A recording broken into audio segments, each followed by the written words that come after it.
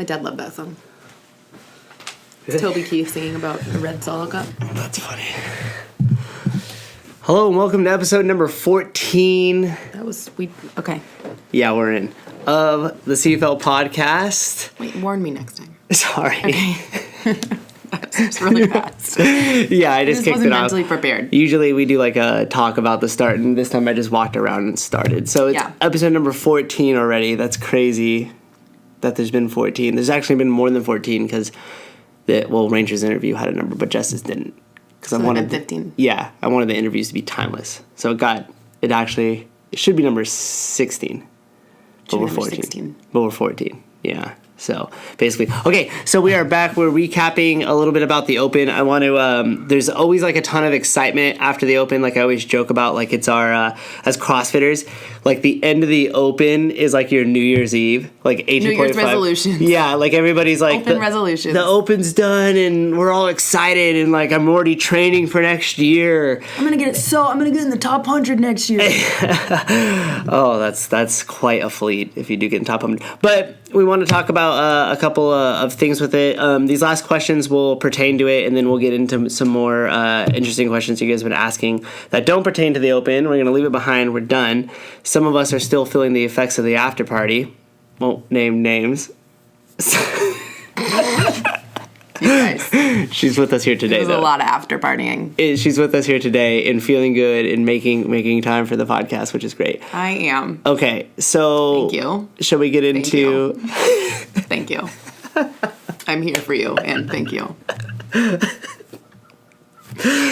Once we're done filming, she really is going to be mad about that one. Okay, so let's get back into it. We have a couple questions here. I only have the one. Oh, yeah, the one question, which is a couple people's questions. That's true. Right, so go ahead and kind of read it off there. Okay, well, I mean, it kind of goes, maybe it's more than one question, but a lot of people were super pumped about working more on gymnastics, especially after the Open, because those were kind of those skill things that they felt held them back.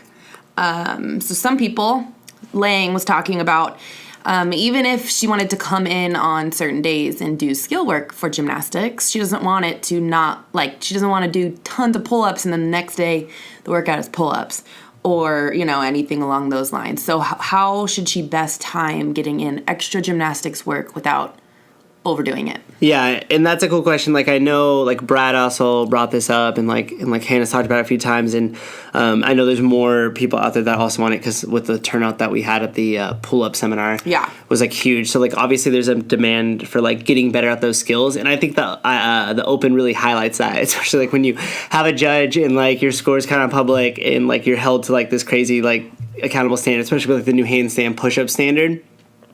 That was like tough for some, so like it really highlights that and it like really puts a focus point. So we're gonna kind of address it. I think the number one thing is it's hard to just prescribe gymnastic skills work without being there to actually see what the work is, right? Like what I mean by that is I wouldn't say like here's the percentages to follow on snatch.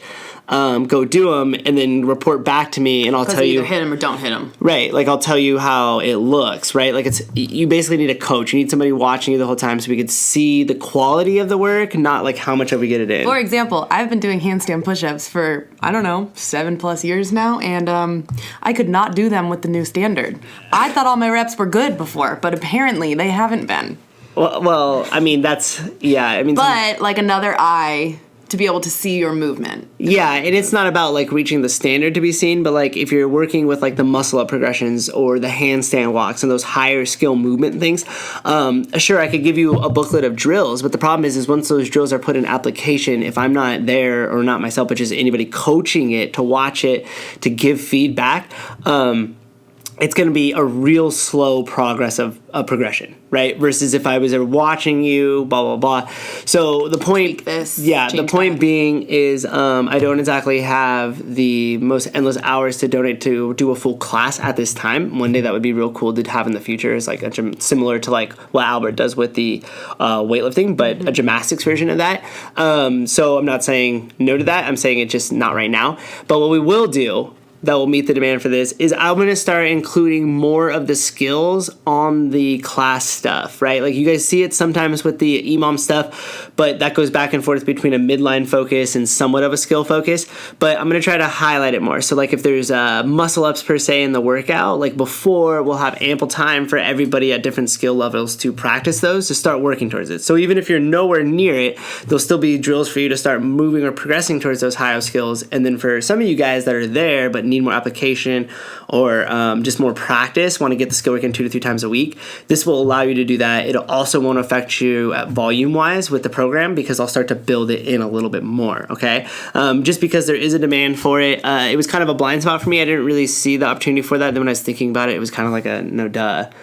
Like, for instance, in always evolving. Yeah, like in today's workout, which isn't posted on time, which you guys will probably know by the time you watch this, but it's a snatch, right? And we have touch and go 3 triple snatch beforehand, and that is so that way we could practice. So when we do the Metcon, which has light barbell cycling snatches in it, you have some practice with the coach's eye, so then we could put it in application. So we will start doing that with the gymnastics, and I think that'll fit that need, and it'll make it work for everybody. I think something though that has to be said is like CrossFit it's like never ending. Like right.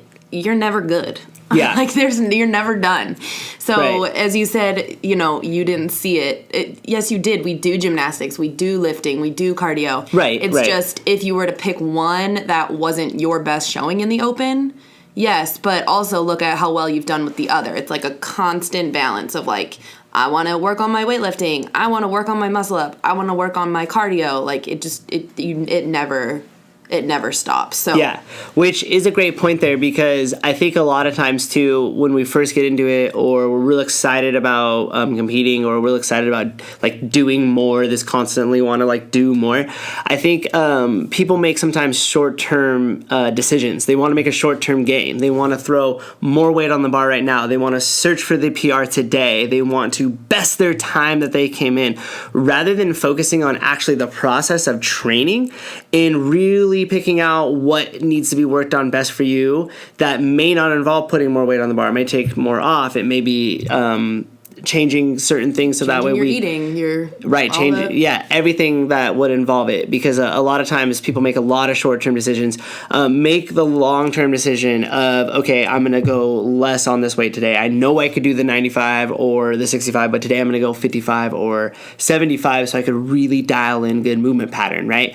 Like I know I need to work on my pull-ups, but I'm going to do, the muscle ups instead, or try for 1 or 2 rather than, those different short-term decisions, rather than focusing on the long-term of the process. And you're not trying to like kill their vibe. Like no, people are all juiced and amped because the open's over and they want to get better, and that's great. Like that's awesome. You need to have that drive. Yeah, super excited Absolutely. about it. We're just trying to help you tunnel that. Is that funnel? Funnel. I don't know where you're going with that. But into something helpful. Yeah, so to wrap that up in a bow, you're gonna see some more in a bow, like wrap it up in a bow. Oh. Because we went like a little all over with it. Okay. So to bring it back into a nice neat package here with a bow, we're going to have some more gymnastic skill works brought into the class, which there already was, but we'll I'll make sure that this is balanced out a little bit more and there's more time spent, because there is a demand for that. And then also focus on the long term. Don't rush the training. Really focus on what you need to focus on. Don't skip. Don't have less quality movement to hurry to get a better time. Just stay focused on the long term and enjoy the process of training. Yeah, man. Is that it? Yeah. Okay, cool. So that pretty much wraps up the Open. I know you wanted to just kind of tie that in with everything with the challenge ending up and that stuff, right? Yeah, there was a couple things we needed to say, but our first was thank you to all of our members for making this a fantastic Open. We can only do as much as we can do. Yeah.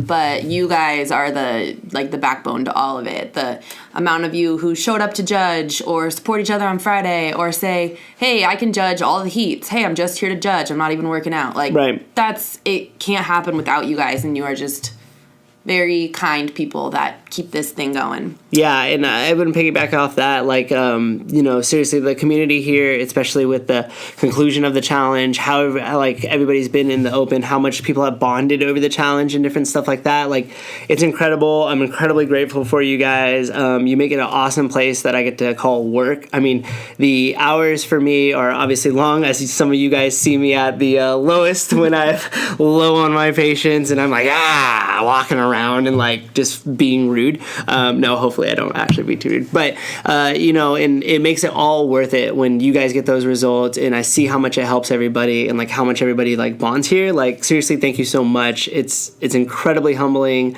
makes all the hard work well worth it. And I'm very excited for like everything that's going to come in the future. Not only with this cool show and all our sweet segments, but for you guys as well as like doing more challenge, doing more things together outside of the gym, and bringing all those ideas that we've had like into action. And I plan on executing on all those, and it's going to be a lot of fun.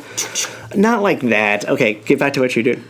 Well, that's... Frozen hands. I got her again. I hate that. I'm going to hopefully do that enough times so I can compile a bunch of clips and then I'm just like... Okay, sorry. Remember, I don't feel good. God. Very serious now. Well, this one, I guess we already kind of said that. Sorry to take the wind out of yourself. Yeah. All right, I'm sorry. You gotta stop with these, what are they, metaphors? I'm not very good at them. Okay. We also wanted to say, this comes from Jess and I. Thank you to everyone. We finally concluded the weight loss challenge. Amazing results. 454 pounds were lost. 310 inches were lost. What? And I mean, the way you guys look, the amount of gratitude you guys have given us has been more than made it worth it tenfold.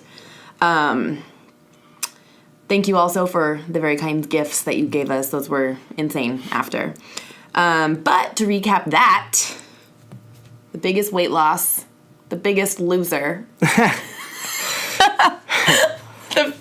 Hopefully, are we allowed to say that? Like on it's the biggest loser. Okay. She was. No, it's like a TV show. It's trademarked or Whatever. something. I talk about TV It'll shows go all the silent time. during this part of the show. A bunch of TV shows. CSI, Family Feud. I was pretending it got I can't cut think off. of any more. Okay, keep going. Bachelor. Keep going. Are you just naming TV shows? Yeah. Okay, so Deb Bishop lost the most weight in... It was more than, almost close to 14% of her body weight was lost. Crazy. That girl got on it. Crazy. Our biggest improvement in gym performance went to Andrew Cornell. Yes. Just blew everything out of the water. Stick with it, too. Just the beginning, my friend. Yeah. Just the beginning. You ran a 7:12 mile at the end. Really? Yeah. I didn't even know that. That's nuts. That was really, really fast. And also, too, for those of you guys that like weren't here during the ceremony part of that, this is just kind of recap. But we also I got some cool footage from that, so I'll like chop it up eventually when I get a little time to go through it and decipher what we could use and make it kind of make sense. But I hope I'm able to get something out of that. Yes, but at the end, it was a team points challenge. Right. And Orange Team won. Orange Team won. Orange Team won. Crushed it. They had the most accumulative points. Congratulations to the Orange Team.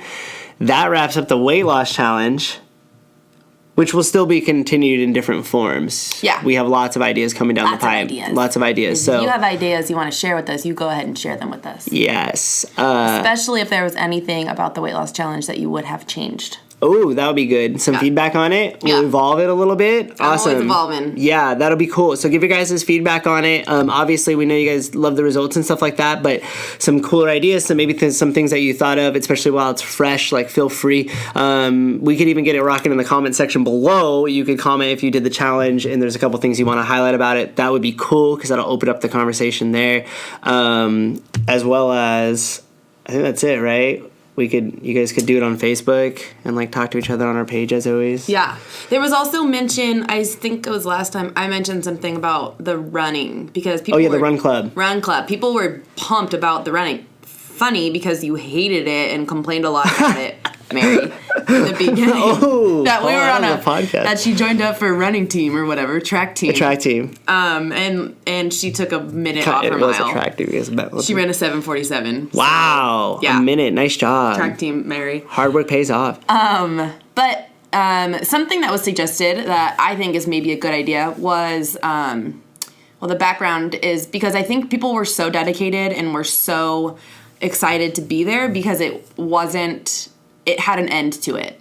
There was a means to an end. It was like you can get yourself to get up on a Saturday morning early because you only have 2 weeks left and you're going to get tested again.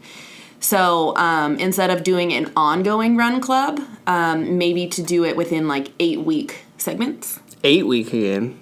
4 week?